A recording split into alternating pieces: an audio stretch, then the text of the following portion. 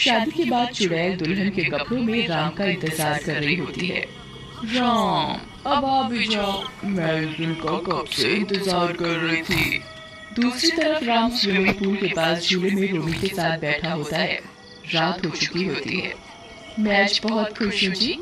तुम ये सब जेवर कपड़े पहनकर बहुत खुश हो रही हो, लेकिन तुमने बहुत बड़ी गलती की है रोमी।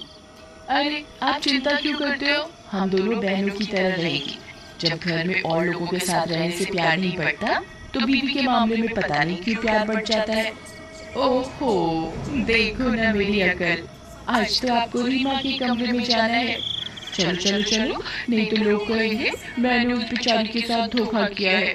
पैसे तो ले लिए लेकिन पति अभी भी खुद ही रखा है। चलो चलो जल्दी चलो। तुम्हारा दिमाग तो खराब नहीं हुआ?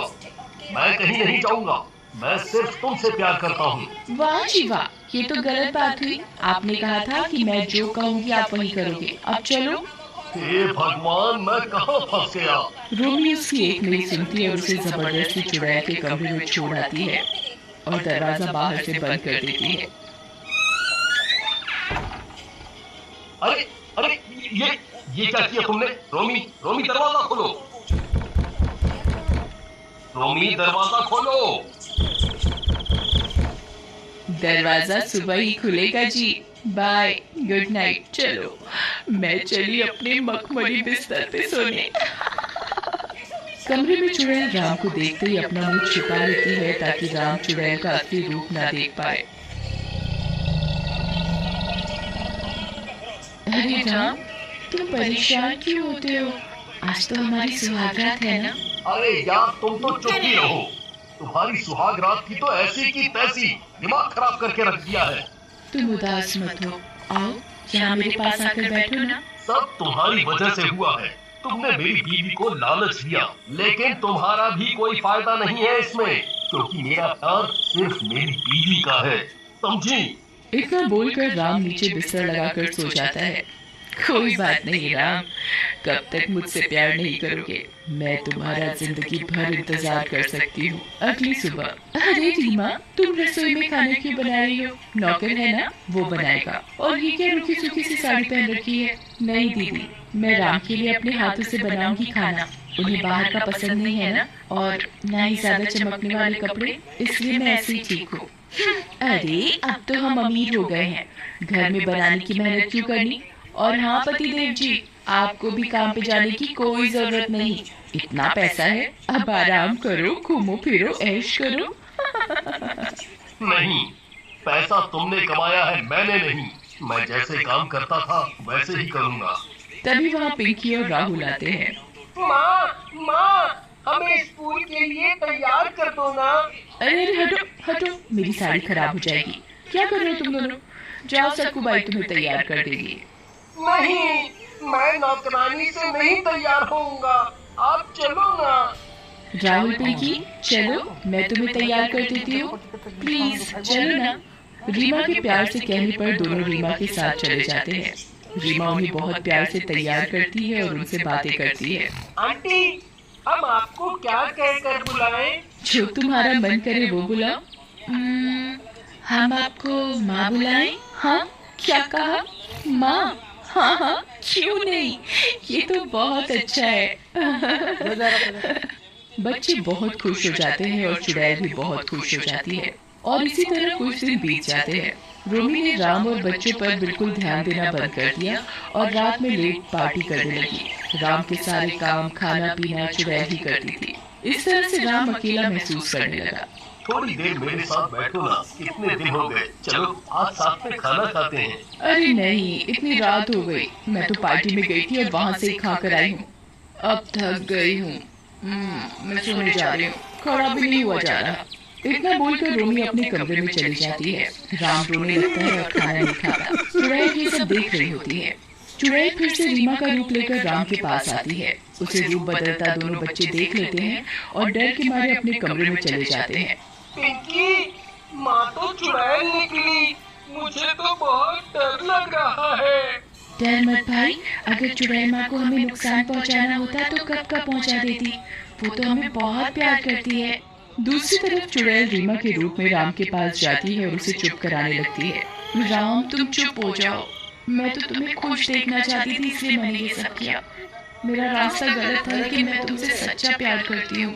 राम रीमा की अच्छाई कई दिनों से देख रहा था। रीमा ने पूरा घर बच्चे अकेले संभाल लिया था, इसलिए राम भी रीमा से प्यार से बात करने लगता है। फिर एक दिन, अरे राम, तुम्हारे जन्मदिन पर हम तुम्हारे पुराने गांव चलते हैं। अरे वाह, ठीक है। लेकिन मम्मी नहीं चलेगी, उन्हें गांव में अच्छा नहीं लगता। तो ठीक है, हम चारों ही चलते हैं। वो चले जाते हैं। दूसरी ओर धीमे धीमे रोमी अपनी पार्टियों और रोज की उस जिंदगी से बोर होने लगती है और परिवार से दूर हो गई है। उसे अब इस बात का एहसास होने लगता है। रोमी घर आती है। अरे सक्कू भाई, सब कहाँ गए? घर खाली खाली है। मेम साहब, सब गांव गए हैं, वो राम मालिक का जन्मदिन है ना आज इसलिए। अरे मर गई रे, मैं तो भूल ही गई। लेकिन मुझे साथ नहीं ले गए? जरूर रीमा ने सबको बहकाया होगा। रोमी फटाफट से गांव जाती है। वहाँ उसकी माँ कविता और पापा होशियार चंद भी होते हैं। सब लोग राम का जन्मदिन मना रहे होते हैं और बहुत खुश होते हैं। ये सब देखकर रोमी को बहुत गुस्सा आ जाता है और वो गुस्से में रीमा के बाल पकड़ लेती है। ये सब तेरी वजह से हुआ है। मेरे पति और बच्चों को मुझसे दूर कर दिया तूने। चली जा मेरे परिवार से दूर। अरे रोमी, ये क्या कर रही हो? छोड़ो रीमा को, तुम ही लालच में आ गई थी और उसके बाद मुझे और बच्चों को तो तुम जैसे भूल ही गई। सिर्फ पार्टी और ऐशो आराम। नहीं, इसी ने मेरी जिंदगी खराब की है, मैं इसे नहीं छोड़ूंगी। रोमी रीमा के बाल खींचने लगती है। रीमा को गुस्सा आ जाता है और वो अपनी चुड़ैल के असली रूप में आ जाती है।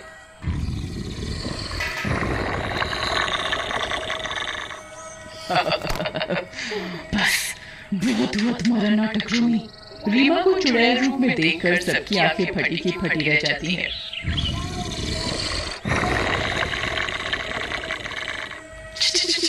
चुड़ैल रीमा, तुम चुड़ैल हो, मर गई रे। मम्मी, हमें तो पहले से ही पता था कि रीमा माँ एक चुड़ैल है, हमने देख लिया था।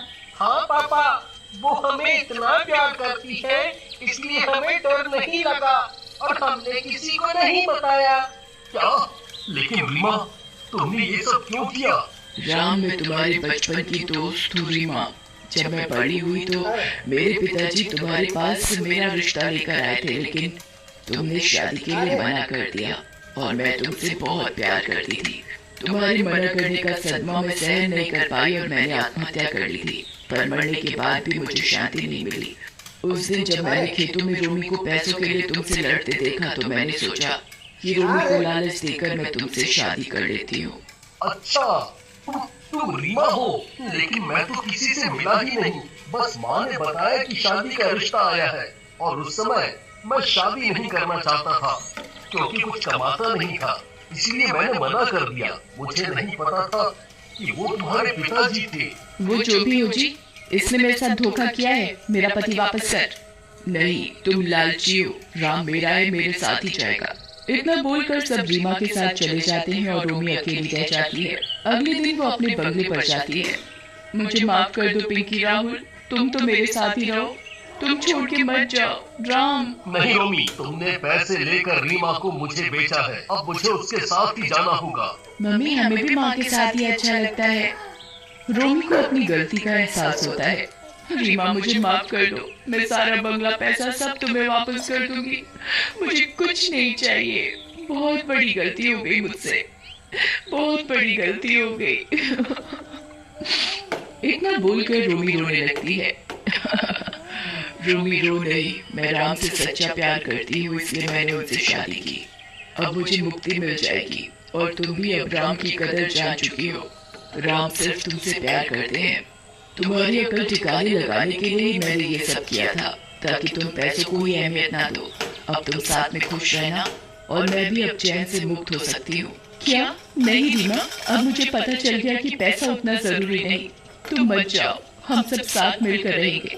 नहीं, मुझे तो एक दिन जाना ही था और राम से मेरी शादी हुई और मुझे राम का प्यार भी मिला।